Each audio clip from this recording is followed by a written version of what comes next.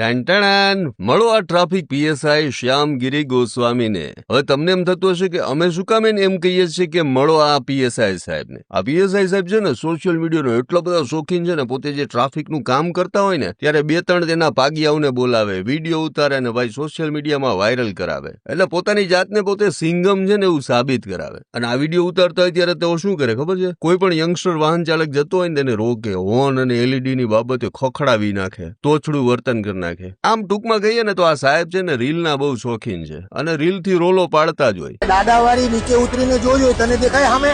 ઉતર નીચે, ચાલુ રાખ ગાડી, હેન્ડબ્રેક ખેંચીને નીચે ઉતર, તને ખબર પડે। પણ આ વખતે શું થયું ખબર છે? પેલા એડવોકેટ મેહુલ બોગરાની અડફેટે આ ગોસ્વામી સાહેબ ચડી ગયા। હવે બન્યું એવું કે ટ્રાફિકમાં હોય એટલે મલાઈદાર પોસ્ટ તો હોય જ, એટલે આ સાહેબ છે ને પોતાની રીતે પ્રાઇવેટ માણસો રાખે અને એ પાછા વાહન ચાલકને અટકાવીને તેની પાસેથી બારોબાર સેટિંગ કરે। અને આવું બધું જયારે સુરતના વીઆર સર્કલ પર થઈ રહ્યું હતું ને ત્યારે મેહુલ બોગરાની ગાડી ત્યાંથી પસાર થઈ। તેના ડેસ્ક કેમમાં સમગ્ર ઘટના કેદ થઈ ગઈ કે કેવી રીતે પ્રાઇવેટ વ્યક્તિ રૂપિયાની ઉઘરાણી કરી રહ્યો છે। તેણે આ મોપેડ પર જઈ રહેલા પરિવારને અટકાવ્યા, તેની પાસેથી 1000 રૂપિયા લીધા અને ખિસ્સામાં નાખ્યા અને આ સમગ્ર ઘટના કેમેરામાં કેદ થઈ। પછી જયારે મેહુલ બોગરા પોતાની કારમાંથી નીચે ઉતરે ને ત્યારે આ ખાનગી વ્યક્તિ મેહુલ બોગરાને જોઈને ભાગી ગયો। પછી મેહુલ બોગરા પહોંચ્યા પીએસઆઈ ગોસ્વામી પાસે કે પેલો રૂપિયા ઉઘરાવે વ્યક્તિ કેમ ભાગી ગયો, અને એ સમયે ગોસ્વામી સાહેબ કેવા અજાણ થઈ ગયા સાંભળો તો ખરા।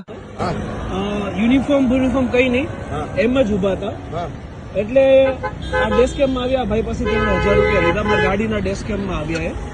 લે જ નહીં ને કોઈ, મારા ગાડીના ડેસ્ક કેમ્પમાં છે એ ફૂટેજ, એ હું તમને ફૂટેજ બતાવું હમણાં। હું જેવો ગાડીમાંથી ઉતર્યો એટલે ભાઈ ભાગી ગયા। નો જ હોય અહીંયા, તમારી સામે એટલે હું નંબર સામે 5 તમારી પાસેથી દંડ લીધો ભાઈ, એ વ્યક્તિ ભાગી ગયો, હું ઉતર્યો એટલે આમ ભાગી ગયો, બરાબર।